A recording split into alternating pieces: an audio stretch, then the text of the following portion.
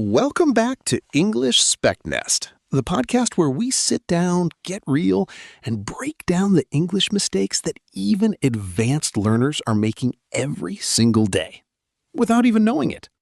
And today's a good one. Because by the end of this episode, you're going to hear yourself differently. You're going to hear everyone differently. And honestly, you might even cringe a little at some old habits. But that's a good thing.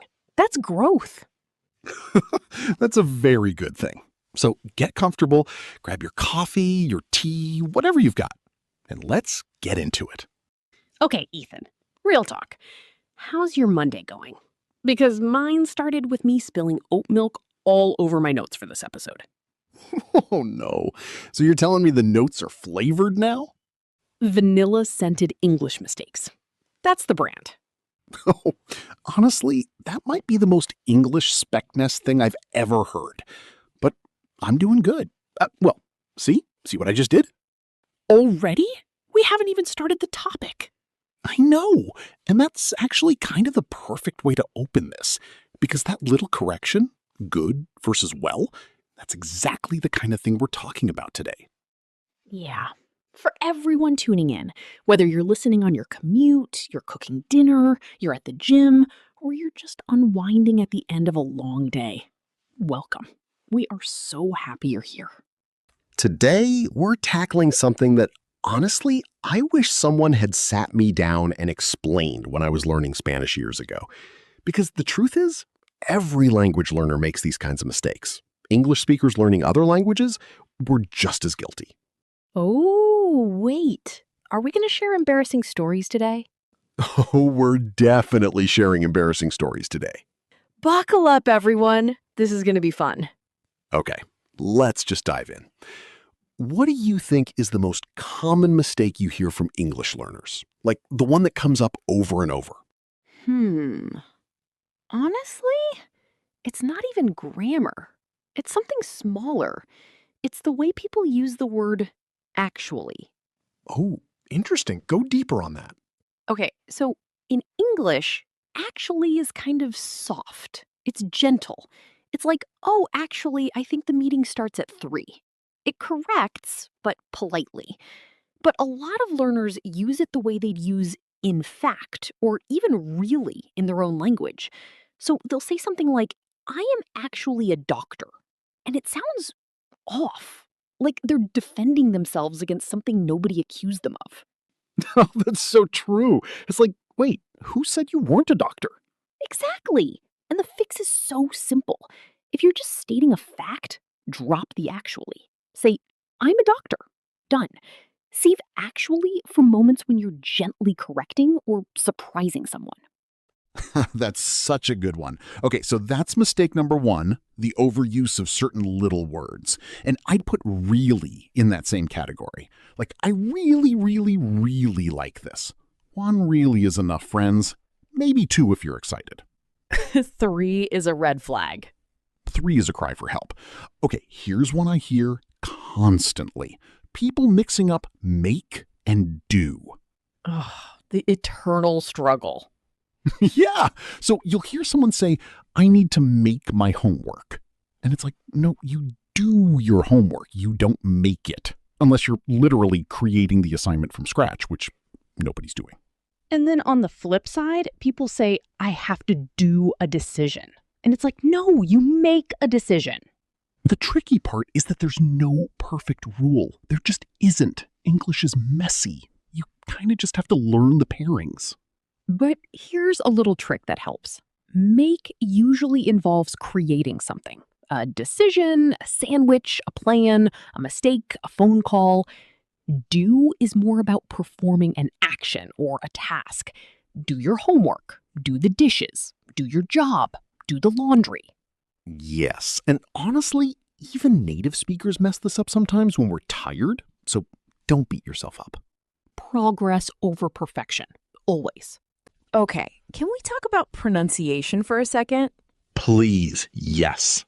Because there are these tiny pronunciation traps that, honestly, I didn't even know existed until I started teaching. Like the word comfortable. Oh, Comfortable. The greatest betrayal in the English language. Right? Because looking at the spelling, it should be comfortable. 4 syllables. Logical. Reasonable. But no, we say comfortable. 3 syllables. We just eat the middle of the word. We chew it up and swallow it. Same with Wednesday. It's Wednesday. Where did the D go? Nobody knows. Nobody cares. And vegetable? Vegetable. 3 syllables, not 4. This is one of those things where reading the word actually hurts you because you'll learn it from a textbook, you'll pronounce every syllable, and then a native speaker won't understand you, not because you're wrong, but because we've collectively agreed to be lazy about certain words. It's true. English is just a giant group conspiracy. Okay, brace yourselves, everyone. We have to talk about prepositions. The boss level of English. Truly, prepositions are the final boss. Because there's no rule. There's just vibes. You either know it or you don't. And what's wild is that the wrong preposition can completely change the meaning. Like, I'm in the bus versus I'm on the bus. In American English, we say on the bus, even though technically you're inside it. Yeah, but if you're a small enough creature, like I guess if you're a mouse, you might be in the bus. But for humans, on the bus, on the train, on the plane. A mouse on the bus would say in. Got it. But then you say in the car because it's smaller. The logic is kind of about whether you can walk around inside it. Oh, that's a good rule, actually. Yeah. And another one, arrive at versus arrive in. You arrive at a specific place. I arrived at the airport, but you arrive in a city or a country. I arrived in Tokyo. See, these are the things that take English from I can communicate to I sound natural. And that's the level everyone wants to get to, right? Oh, that's the dream. Oh, can I share one that took me forever to explain to a student once? Please. Fun versus funny. People mix these up constantly. A fun party is a party you enjoy. A funny party would be a party that makes you laugh. Like a party that's telling jokes. It doesn't make sense. A party with a stand-up routine, apparently. Right? So if someone says the party was funny, it sounds weird. They probably mean the party was fun. But if a movie is funny, that means it made you laugh. The movie itself is the source of humor. Yeah, funny equals humor, fun equals enjoyment. Simple, but easy to confuse. And there's also funny strange. Like, that's funny. I thought I left my keys here. That's funny meaning weird or odd. So funny actually has 2 meanings, humorous and strange. Context tells you which one. English really does ask a lot of you. Hey, real quick, if you're enjoying this conversation and you're picking up on things you didn't even know you were doing, you've got to do me a favor. Hit that subscribe button. Seriously. If you're enjoying this conversation and you want more English podcast episodes like this, don't forget to subscribe to English SpekNest and turn on those notifications. We drop new episodes designed to help you sound more natural, more confident, and more you in English. And every subscriber genuinely means the world to us. So thank you, truly. Okay, back to the chaos. Back to the prepositions. Please, no more prepositions. Okay, Olivia, I want to get a little real for a second. Go for it. When I was learning Spanish, I lived in Mexico City for about 2 years in my 20s. I made every single mistake in the book. And there was this one moment that I think about all the time. I was at a dinner with my girlfriend's family at the time, and I was trying to say I was embarrassed. In Spanish, the word embarazada sounds like embarrassed, right? Oh no. Ethan, no. Yes. I told my girlfriend's entire family, her parents, her grandmother, that I was pregnant. Oh my God! What did they do? Her grandmother just stared at me, stone-faced, for what felt like an hour but was probably 4 seconds. And then she said, "Congratulations," and took a sip of her wine. Oh my God. That is the most legendary grandma response of all time. It really is. But here's the thing. That moment changed something in me because I was humiliated. I wanted to crawl under the table and disappear. But the next day, I woke up and I realized nobody actually cared. Like, they laughed, they corrected me, and life went on. And from that day forward, I stopped being so afraid of making mistakes. Wow. Because that is the real mistake. Not make versus do, not fun versus funny. The real mistake is being so afraid of looking silly that you don't speak at all. That's actually really beautiful. It's true, though. You know, I have a similar story. When I was studying French in college, I was at this little cafe in Paris, and I wanted to order a coffee with milk. Café au lait. Easy. But I got nervous, and I said café au lit, which means coffee in bed. Oh no! And the waiter, bless him, he just smiled and said, "Madame, we don't deliver."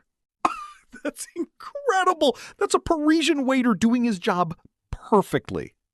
And I was mortified for like 5 minutes. And then I started laughing, and he started laughing, and we had this great little moment. And I left that cafe feeling more confident than when I walked in, because I survived it. The mistake didn't kill me. It actually made the moment more memorable. That's the thing nobody tells you. The mistakes, they're not the obstacles to fluency. They're part of it. Okay, but let me ask you something. When you were learning Spanish, did you ever fall into the trap of directly translating from English? Every single day. It's the most natural thing in the world to do, and it's the worst habit you can develop. And it works the other way too. English learners doing direct translations from their native language end up with sentences that are grammatically correct but off. Like, I have 25 years. That's a direct translation from Spanish, French, Italian, lots of languages. But in English, you don't have an age. You are an age. I am 25 years old. Right. Or I have hunger. No, I'm hungry. In English, those states of being are usually expressed with to be, not to have. And the only way to fix this is exposure. You have to hear English the way it's actually spoken, in podcasts and shows and conversations, until your brain stops translating and starts thinking in English. That's the magic moment. When you stop translating, everything changes. It's like you cross a bridge, and once you're on the other side, you can't go back. You just think in the language. Okay, can we talk about the article problem? Oh, the articles. A and the, and no article at all. This destroys learners. It really does, because so many languages either don't have articles or they use them completely differently. And in English, the rules are, well, they're not even really rules. They're patterns with exceptions. Inside more exceptions. A turtle made of exceptions. All the way down. Exactly. Like, why do we say I play guitar, but I play the piano? Why? Why? Nobody knows. It's just what we say. And honestly, I tell people, if articles are tripping you up, just keep going. Even native speakers couldn't explain why we say what we say. We just hear it enough that it sounds right or wrong. So your job is to listen a lot. And gradually, your ear will tell you what fits. And the good news is, even if you mess up an article, people will almost always understand you. It's not a high-stakes mistake. Don't let it stop you from speaking. Hey, Ethan, what about filler words? Like, do you think learners should use them?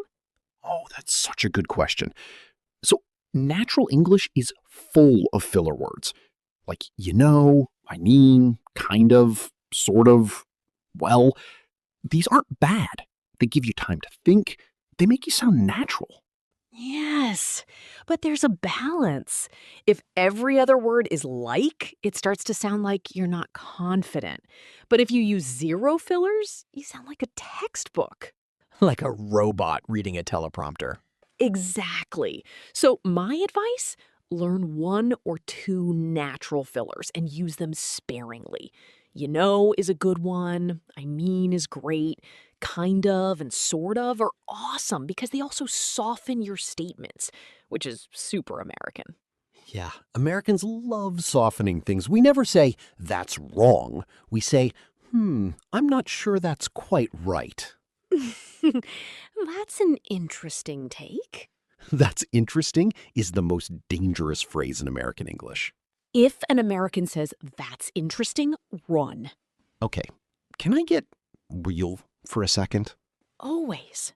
I get messages, and I know you do too, from people who have been studying English for 10, 15, 20 years, and they still feel like they're not good enough. They feel like they're frauds. They feel like the second they open their mouth, everyone's going to judge them. Mm-hmm. It's heartbreaking, honestly. And I want to say something directly to anyone listening who feels that way. Are you ready? I'm ready. You are not behind. You are not failing. The fact that you're listening to a podcast about English right now means you are miles ahead of someone who gave up. The mistakes you're making, they're not failures. They're proof that you're trying, that you're growing, that you're alive in this language. That gave me chills. Because here's the truth. Fluency is not the absence of mistakes. Fluency is the confidence to keep going despite them. Wow. The most fluent speakers I know, they still make mistakes. They mispronounce words, they forget vocabulary. They have moments where their brain just freezes. But they keep going. They laugh at themselves. They ask, wait, what's the word for... And they keep talking. And honestly, that humility is what makes them likable. Nobody connects with someone who's perfect. We connect with people who are real. Exactly. So if you're out there beating yourself up because you said, I have hunger, instead of I'm hungry, please stop. Forgive yourself. Laugh. And try again tomorrow. Speaking of mistakes that hold people back, let's talk about questions. Oh, this is a big one. So in English, we form questions in this very specific way, usually with do, does, did, or by flipping the auxiliary verb. Do you like coffee? Does he work here? Are you coming? But a lot of learners just raise their tone at the end of a statement. You like coffee? And while we do sometimes do that as natives, it sounds either super casual or kind of confrontational, depending on the tone. Right. You like coffee? Sounds like you're accusing someone of liking coffee. Yes, Your Honor, I do like coffee. So the fix is simple. Practice forming questions correctly. Do you like coffee? It's just one extra word, but it changes the whole feel. And questions like, how long have you been here versus how long are you here? Those tense differences trip people up. But again, practice, listen, mimic. Last big one, phrasal verbs. The nightmare. The nightmare. English doesn't just have verbs. We have verbs plus particles, and the particle changes the meaning completely. Look up, look down, look out, look after, look for, look over, look into. They all mean wildly different things. Overwhelmed, playful. Look up could mean searching for information or literally looking upward. Right. And the only way to learn these is exposure plus context. You have to see them in real sentences over and over. And don't try to memorize them in a list. That's the worst way. Learn them inside stories, conversations, songs, shows. Your brain will remember them way better that way. Yeah, the brain remembers context. It doesn't remember vocabulary lists. It remembers, oh, that's the phrase that character used when she was angry. Emotion plus context equals memory. That's the formula. Okay, we've covered a lot today. We really have 10 major mistake categories, embarrassing stories, life lessons. It's been a journey. But if there's one thing I want every single listener to take away from this episode, it's this. Your mistakes are not the enemy. Your silence is. That's powerful. Every person who has ever become fluent in English, every single one, got there by making thousands of mistakes out loud in front of people. And they kept going. And here's the beautiful thing. Every mistake you make today is one less mistake you'll make tomorrow. You are building yourself, brick by brick, word by word.